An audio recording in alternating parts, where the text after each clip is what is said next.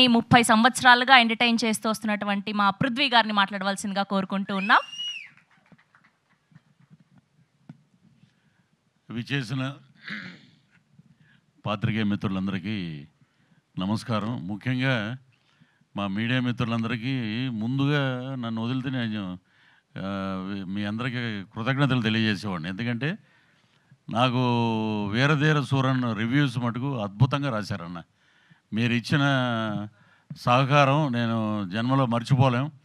ఎందుకంటే అది పెద్ద బ్లాక్ బస్టరు తమిళ్లో, తెలుగులో కూడా పృథ్వీ చాలా బాగా చేశాడు అని మీరు ఇచ్చిన స్ఫూర్తి ఒక టానిక్. చాలా మంచి ఆఫర్లు వస్తున్నాయి. సో అంతకన్నా పెద్ద మన ఇక్కడ సెలవరాఘవన్ అంట, నేను చాలాసార్లు అతన్ని చూసినప్పుడు, సాయి రాజేష్ని అద్భుతం. ఎందుకంటే తన దగ్గర ఇప్పుడు డాక్టర్ ఉమా కథ, మరి అది అంతకుముందు 2-3 కథలు చెప్పాడు. అద్భుతం, ఒకదాని మించి ఒకటి ఉన్నాయి. ఈ డాక్టర్ ఉమా కథ చెప్పినప్పుడు చాలా పెద్ద సబ్జెక్ట్ కదా ఇది, పబ్లిక్లో ఒక అవేర్నెస్ రావాలి. అలాంటి సబ్జెక్టు ఎవరు డీల్ చేస్తున్నారని అంటే ఇక్కడే ఎదురుగుండా కూర్చున్నారు ఉమా గారు అనే పిలవాలి, ఇంకా ఆవిడ సినిమా రిలీజ్ అయ్యాక. వాళ్ళ అమ్మగారు జ్యోతిరెడ్డి గారు. సో ఒక అద్భుతమైన ఒక అవేర్నెస్, సోషల్ అవేర్నెస్ పబ్లిక్లో రావాలి. మేము ఇండస్ట్రీకి వచ్చినప్పుడు గణేష్, నాకు 2వ సినిమా, గణేష్ యాక్ట్ చేస్తున్నప్పుడు మొత్తం షూటింగ్ అంతా వెంకటేష్ బాబు మామూలు జనరల్ హాస్పిటల్లో చేసి తర్వాత కార్పొరేట్ హాస్పిటల్స్ మీద చాలా అద్భుతం. అప్పట్లో ఆ సినిమా ఒక ట్రెండ్ సెటర్. ఎందుకంటే అందరికీ ఆరోగ్యం, ప్రజలందరూ ఆరోగ్యంగా ఉండాలి అనే ఒక కాన్సెప్టు, వాళ్ళందరికీ ఆరోగ్యం, వైద్యం సకాలంలో దొరకాలి, దీన్ని ఎందుకు మీరు కార్పొరేట్ ఇదిలో తీసుకెళ్తున్నారని చెప్పారు. అది సూపర్ హిట్. దాని తర్వాత వచ్చిన ఠాగూర్ సినిమా చిరంజీవి గారు అద్భుతంగా కార్పొరేట్ సర్కిల్లోకి వెళ్ళిపోయింది మొత్తం వైద్యం అని దాని మీద తీసారు. అది బ్లాక్ బస్టర్. ఇప్పుడు మెయిన్ ఎందుకు చెప్తున్నామంటే మనలోనే ఉంది తప్పంతా. మనం మన ఇంట్లోంచి ఒక అబ్బాయిని డాక్టర్గా మనం చదివిస్తున్నాం.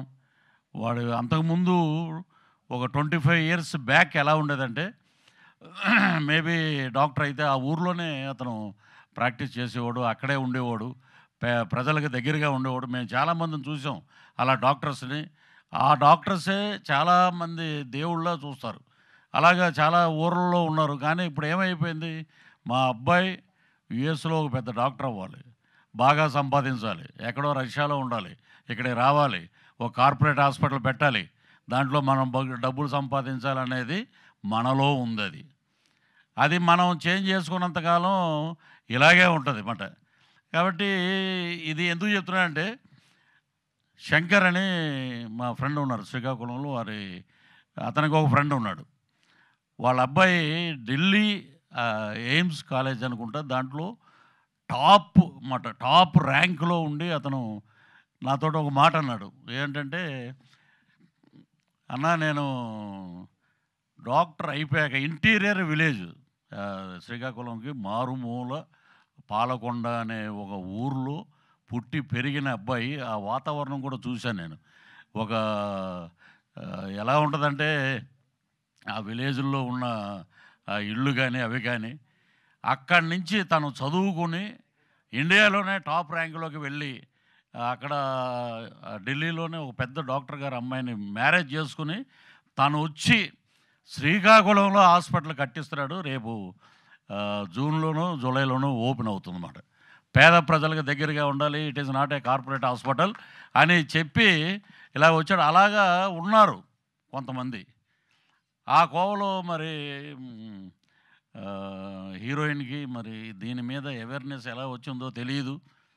ఒక అద్భుతమైన సబ్జెక్టు, అవేర్నెస్ రావాలి, కార్పొరేట్ సర్కిల్లోకి వెళ్ళకూడదు. మనం కోవిడ్ బిఫోరు, కోవిడ్ తర్వాత చూస్తే ఏదొచ్చినా కూడా ఇంకా కోవిడ్ తప్పితే అడిగి ఏమన్నా హార్ట్ అటాక్ రాదా, లేకపోతే అడిగేదన్నా ఇంకో జ్వరం రాదా, ఏం లేదు. ఏదొచ్చినా కోవిడ్ అని అన్నారు.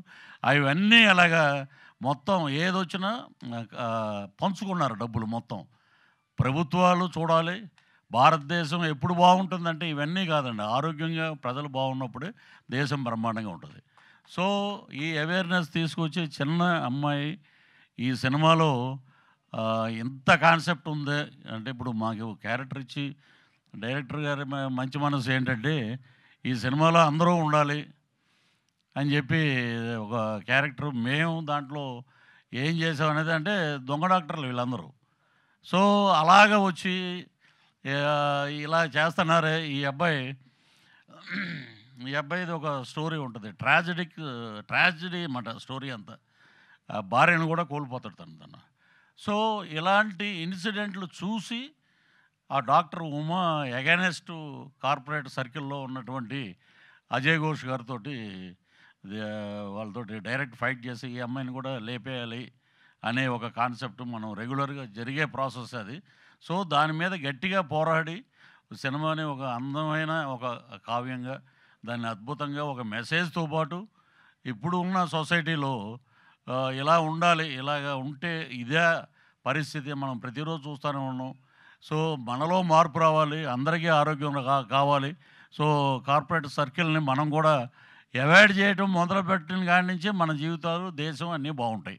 సో మా స్వర్గీయ సిరివెన్నెల సీతారామ శాస్త్రి గారు మేము సింధూరం చేసేటప్పుడు దాంట్లో ఒక పాట నక్సలైట్ల మీద రాశారు. ఆ పాట అర్ధ శతాబ్దపు అజ్ఞానాన్ని స్వతంత్రం అందామా అనే పాట. అది బ్యాక్గ్రౌండ్ వచ్చే సాంగు, ప్రమోషనల్ సాంగు అప్పట్లో కృష్ణవంశీ గారి దర్శకత్వంలో. అలాగా మా సాయి రాజేష్ ఇంత అద్భుతంగా కంపోజ్ చేసి ఈ పాటని తీసుకొచ్చి పెట్టడం నిజంగా నాకు అది గుర్తొచ్చింది అది. సో ఇది అద్భుతంగా ఈ సినిమాలో హీరోయిన్ చాలా అద్భుతంగా చేసింది. అలాగే మా హీరో నా పేరే పృథ్వీ, ఈజ్ ఫ్రమ్ కన్నడ అయినా కూడా ఆయన అద్భుతంగా తెలుగు అబ్బాయే, కన్నడ కాదు, భాషా భేదం లేదు నటీనటులకి.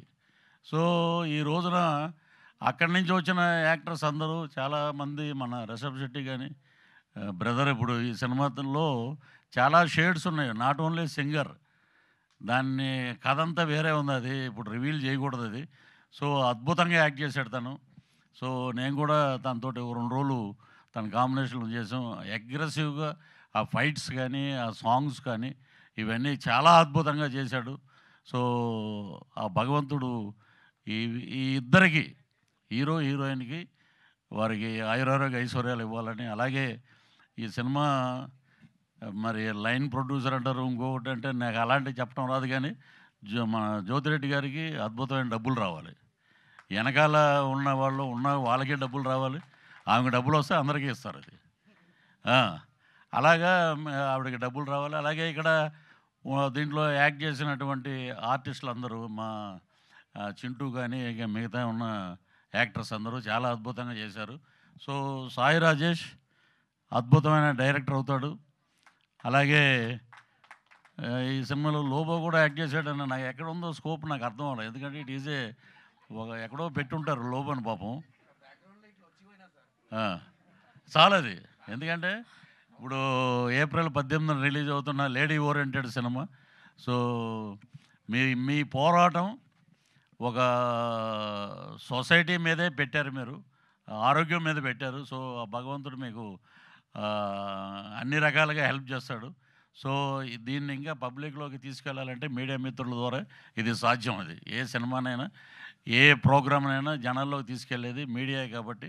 సో మేము డాక్టర్స్కి హాస్పిటల్స్కి వ్యతిరేకం కాదండి, బట్ దీంట్లో ఉన్న కంటెంట్ ఏంటంటే అందరినీ సమాన దృష్టితో చూడండి, కార్పొరేట్ సర్కిల్లోకి వెళ్ళకండి అనేది వారి భావన. సో దానికి కూడా బ్రహ్మాండమైన అప్లాజ్ వస్తుంది. మీరు చేసిన అంటే చాలా వరకు ప్రొడ్యూస్ చేస్తే గ్లామరస్గా 4 ఫైట్లు అవి పెట్టి లేడీ ఓరియంటెడ్ సినిమా చేయొచ్చు, కానీ ఒక మంచి మెసేజ్ తోటి పాటు మీరు సినిమా చేయటం, దాంట్లో మా బ్రదర్ అని కూడా అనలో, మా అబ్బాయి అని అంటాం పృథ్వీ.